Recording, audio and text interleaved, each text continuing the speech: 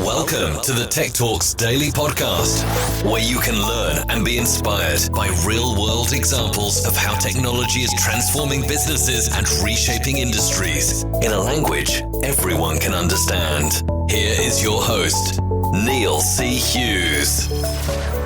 Welcome back to the Tech Talks Daily Podcast, where every day we demystify the complex technologies that are transforming our work, our life, and even our world, all while busting a few myths along the way. For example, if you're listening to this podcast today and working for a company that forces you to change your password every month, and that security team proudly celebrates its cyber hygiene levels, did you know that that process could be doing more harm than good?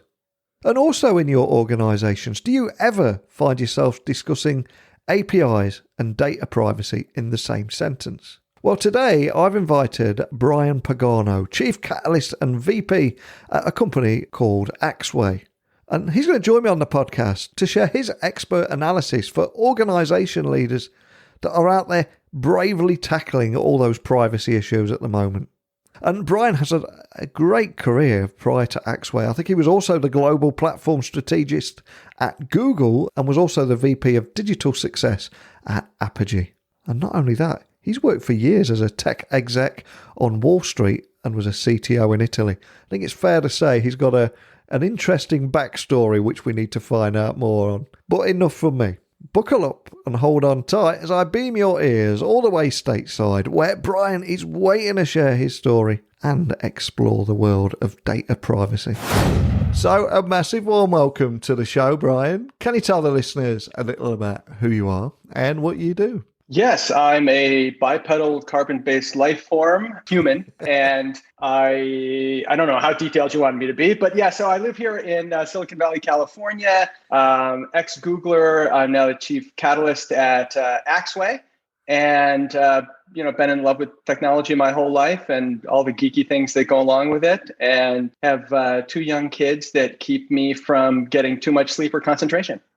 Oh man, so as an ex-Googler, did you have the Google bikes, the slides, multicoloured beanbags, foosball tables? Was it really like that, or was that a bit of a myth?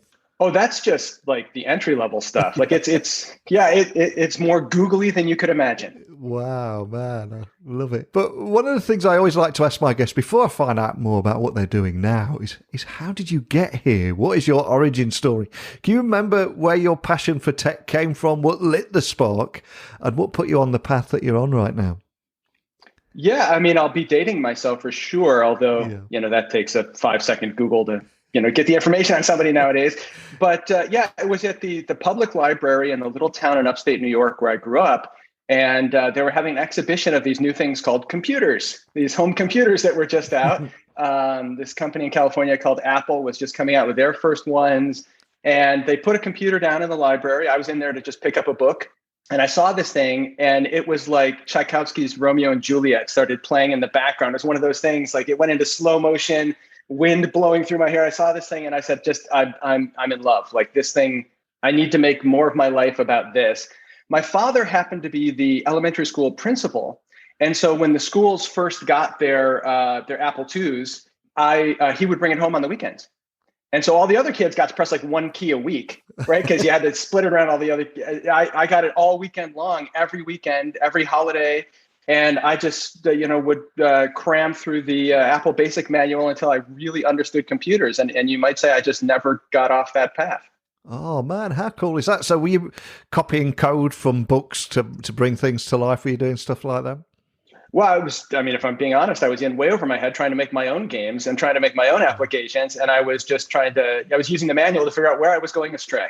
Oh, man, love it. And that path, of course, would eventually lead you to Axway. And I'm conscious there'll be a lot of people listening that are just hearing about Axway for the first time. So could you offer them a brief overview of the kind of problems that you solve for your customers with tech? It's like the opposite problem I had at Google. Like I never ran into somebody who said, well, who's Google? Like I've never heard of this company. But I'm in the enterprise space, and most people do not associate Google with the enterprise at this point. Whereas Axway is predominantly an enterprise company. and that's why it's less of a household name, because it's not a consumer company. Most of the company names, brands you can roll off your tongue are consumer companies. We help companies to just build a better security posture, to build a better consumption posture. Really, I always say we try to get you to turn your business into a consumable platform so you can participate in today's economy without having to rip and replace it all the work that you've built and bought over the last 40, 50 years. And one of the things that put you on my radar was when I read a quote from you where you said you can tell if an IT department is not evolving if you're required to frequently change your password. And I know that will set alarm bells off with people listening all over the world, thinking that they're doing the right thing doing that every month. So can you expand on that and how this practice has been shown to actually decrease security and is largely been abandoned? Yeah, I mean, I'm just fascinated personally by cognition of how we think, how we make decisions, how we're persuaded, what kind of tricks and traps we fall for, so-called myths.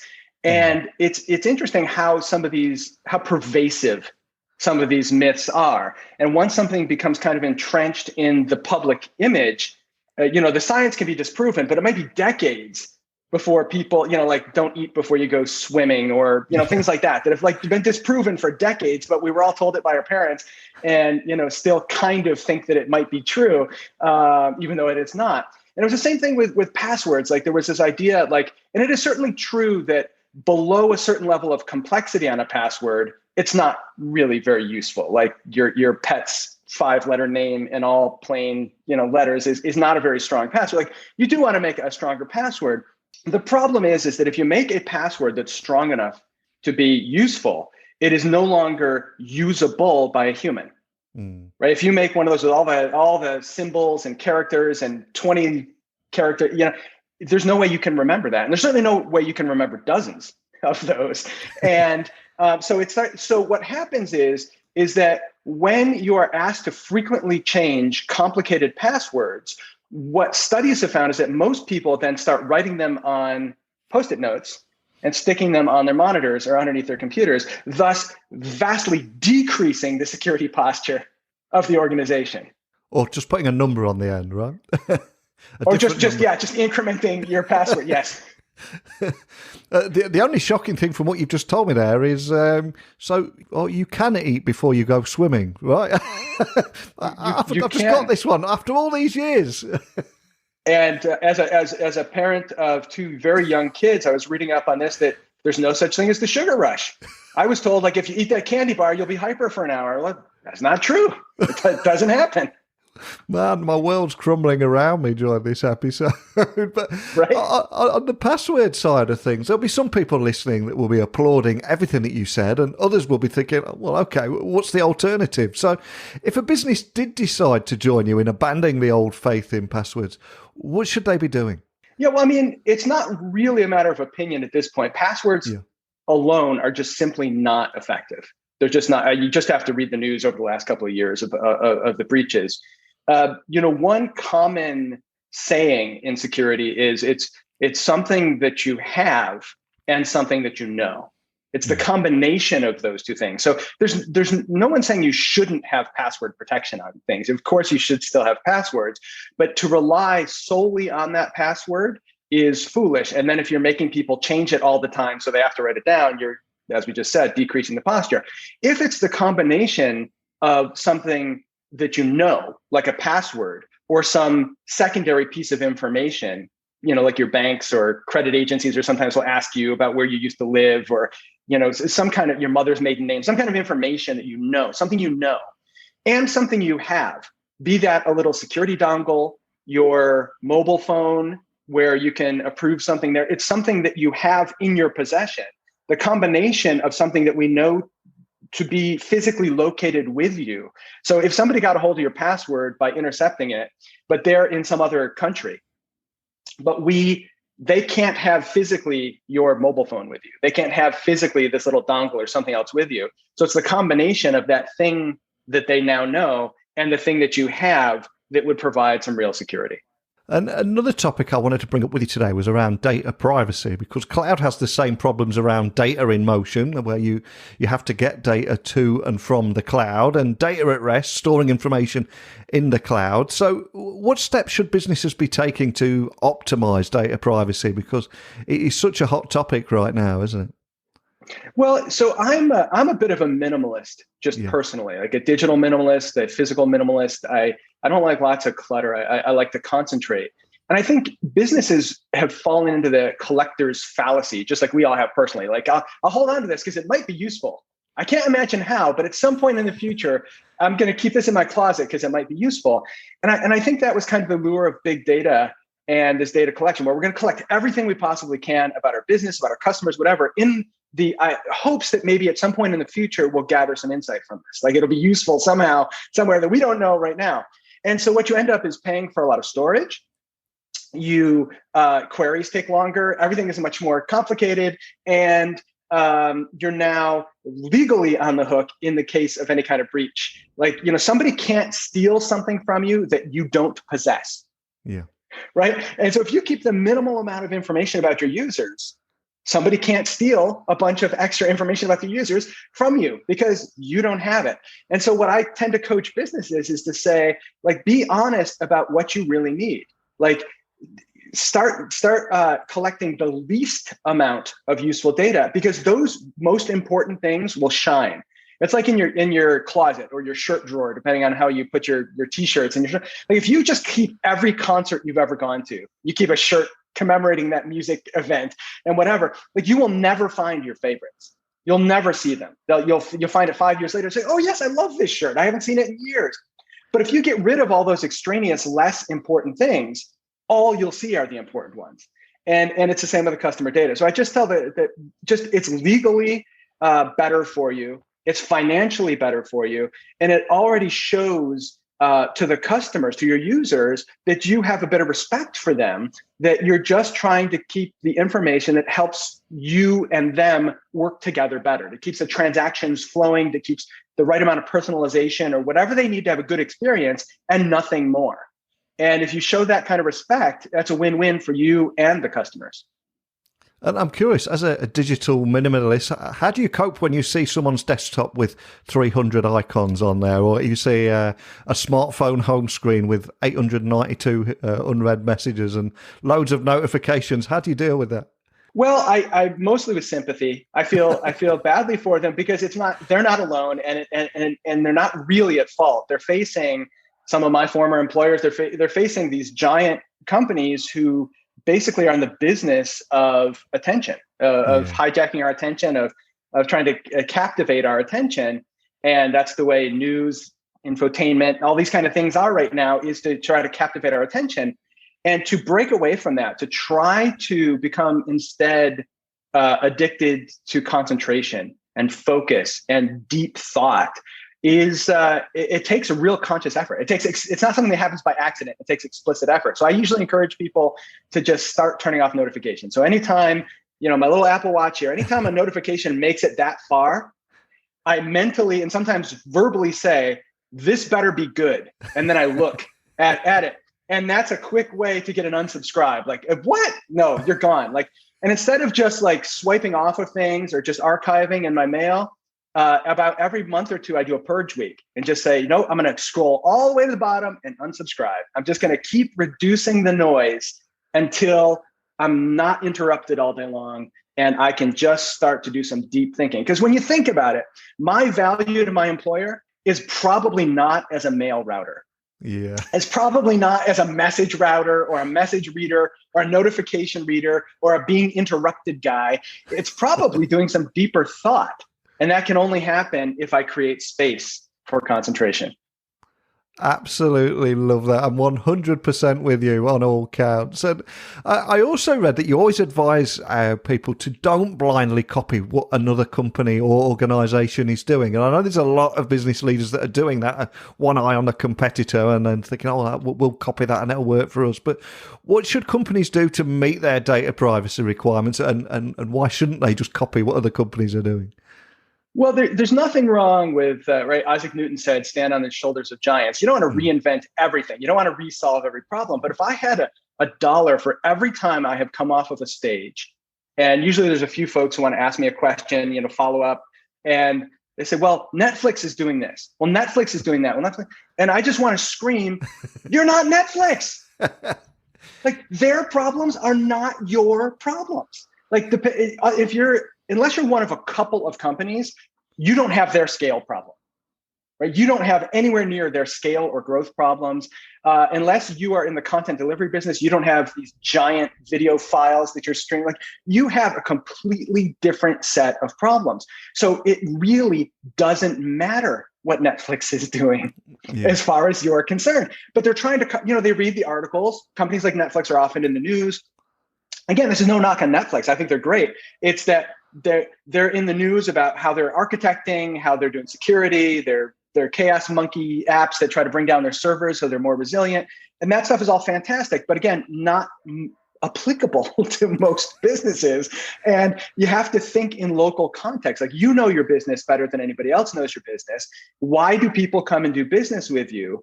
What is your front door? Why do people come to that front door and come through that front door? What do you want them to bring through that front door? And what would you like them to not bring through that front door? And that's where you start to apply your security. That's where you start to, it's not just security, that's where you apply your personalization. That's where you apply your monetization. That's where you think about what makes sense for your business, right? Every company asks me, how much should I charge developers to use our API and build apps for us? So, well, if your company name is spelled APPLE, it's $99 a year. And if it's not, it's $0, because that's not how you monetize. Like, you want as many front doors to your business as you possibly can. No restaurant would invest in a shiny gilded golden front door and then charge you to use that door. They make their money when you buy food from them inside the restaurant. They already have a way to make money. That's their business. You don't start charging for the doorways. And so that's why I'm, to your question, telling companies, don't just blindly copy, because their path is not your path. Their problems are not your problems. Your problems are localized in the context of your industry, regulations, whatever that happens to be, and your business and why customers do business with you. So think about why they do business with you. What's that primary interaction, and focus on that. And I'm glad you mentioned API there, because we are living in the age of the API, but I suspect many people listening will not even think about APIs and data privacy, or put them both in the same sentence. So can you tell me a little bit more about how APIs are the critical front door to a business and the perfect layer to adjust, check and enforce entitlements to the requested information? Because again, it's something that I think slips off people's radar. Which is odd, right? Because I think you're absolutely right. But in many ways, an API is your open for business sign. In this day and age, if you don't have an API, you are probably going out of business in the next couple of years, right? You either have an API plan for the next 2 years, or you have a going out of business plan for the next 2 years. Those are really your only options. And so if the API is the main doorway for interaction. So I was talking API is whenever information flows over an organizational trust boundary. That can be an internal boundary between one division or department and another, or it can be an external boundary between a partner or customers and the outside world.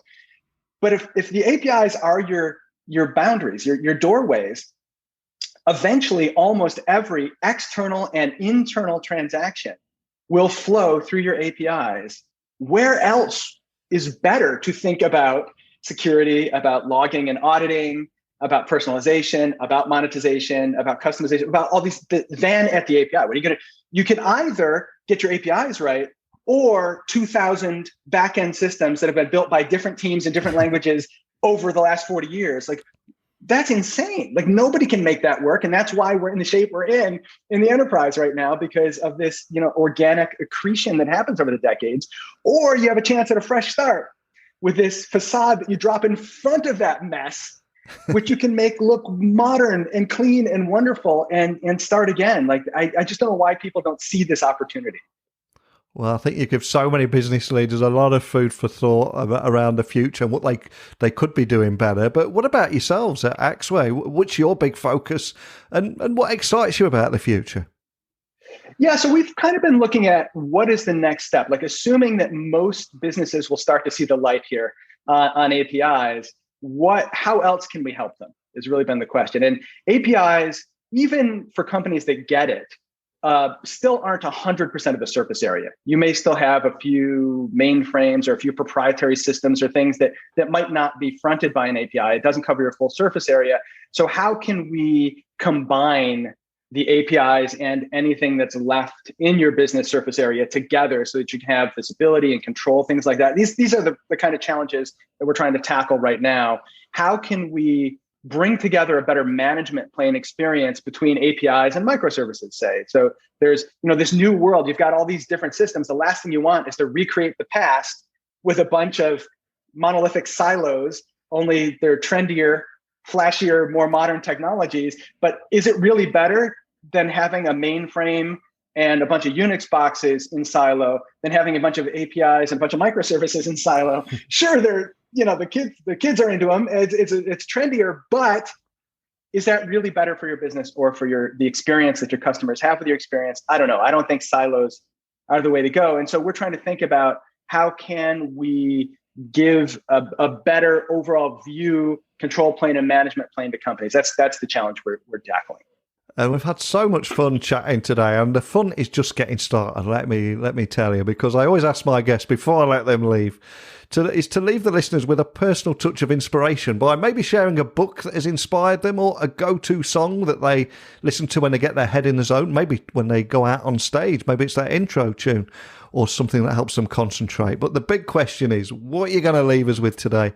And is there a story to accompany your choice?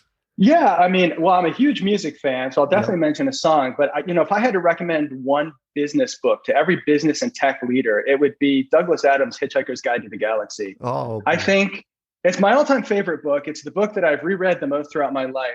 It's not at first glance necessarily the most obvious recommendation to business leaders. But if you read the same things as everybody else, you think the same thoughts as everybody else. I think something like Douglas Adams reminds us that there's a certain amount of the universe that's run by logic, and there's a certain amount of the universe that just kind of happens to you, and you can't predict it, and you can't really be ready. Just know where your towel is and keep moving forward.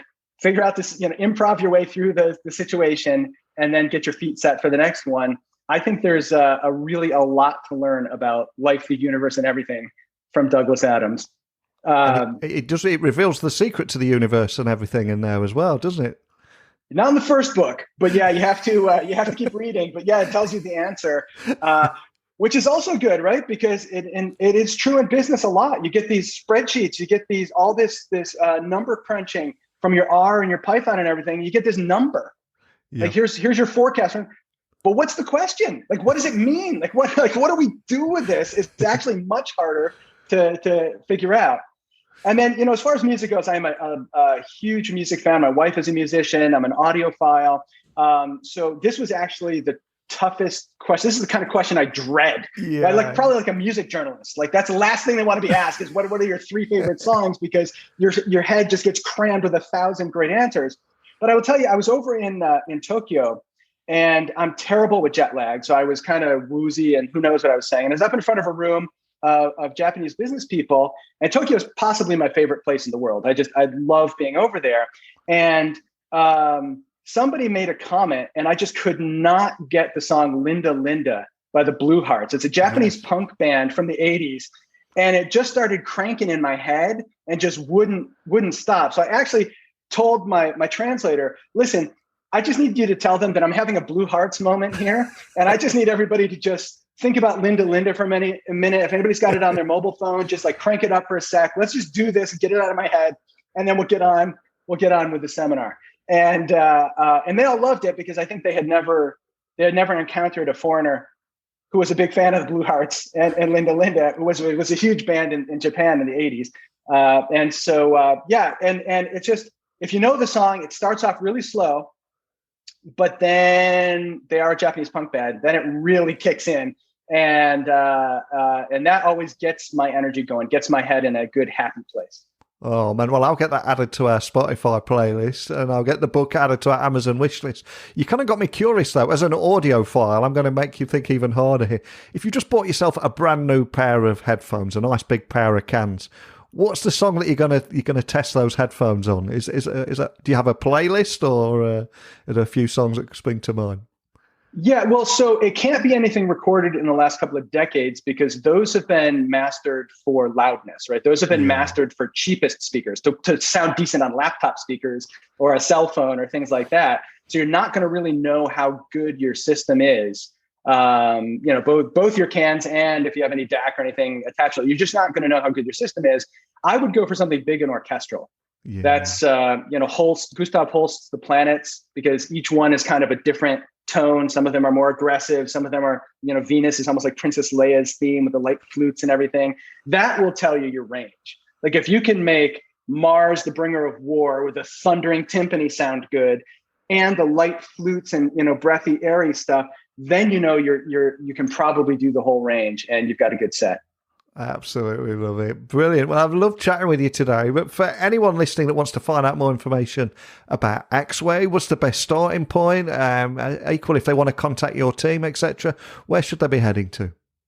Well, the Axway.com is the one-stop shop. There's right up at the top, there's a way to find the catalysts. That's me and the team. If you want to talk about these strategic and tactical elements or Douglas Adams or Japanese punk or whatever. And finding me personally is almost impossible. As I said, I'm a digital minimalist. The best way is probably to go right through there. I mean, if you like following people on Twitter who never ever tweet, then I'm the kind of thing you would really like. I'm just at Brian Pagano on Twitter. Well, for me, today's conversation had it all. We started with abandoning the old faith in passwords, one solution for optimized data privacy, APIs and data privacy, and all mixed in with Japanese punk, your life story, and your life as digital minimalism as well, not to mention great songs and great books thrown in for good measure. So thank you so much for taking the time to share that with me today. Thanks for having me. It's been great. Yes, you guessed it. Brian Pagano has officially been added to my cool guys I want to share a beer with next time I hit a show floor where the universe puts us in the same room together. What a great guy. Just love his energy. And what a great sense of humour too. Some big takeaways in our conversation there. One, that there is no one solution for optimised data privacy. And there's a strong case for abandoning the old faith in passwords. And I love that line he used there, that you can tell if an IT department is not evolving if you're required to frequently change your password. So how is your business adopting customized solutions to your data privacy requirements? And what you're doing around APIs and data privacy? Any of the topics we discussed today, there may be things you agreed with, maybe things you disagreed with, maybe you're doing some of those things and maybe you're not doing some of the others. Whatever it is, I'd love to carry on this conversation with you listening to this podcast, wherever you are in the world, and collectively we can all learn a few things along the way. So please email me, techblogwriter@outlook.com, Twitter, Instagram, LinkedIn at Neil C. Hughes. So please keep those questions, observations, insights, whatever they are, coming over. And I'll return again tomorrow. We'll do it all again. So thank you for listening as always. And until next time, don't be a stranger. Thank you for listening to the Tech Talks Daily Podcast with Neil C. Hughes. Remember, technology works best when it brings people together.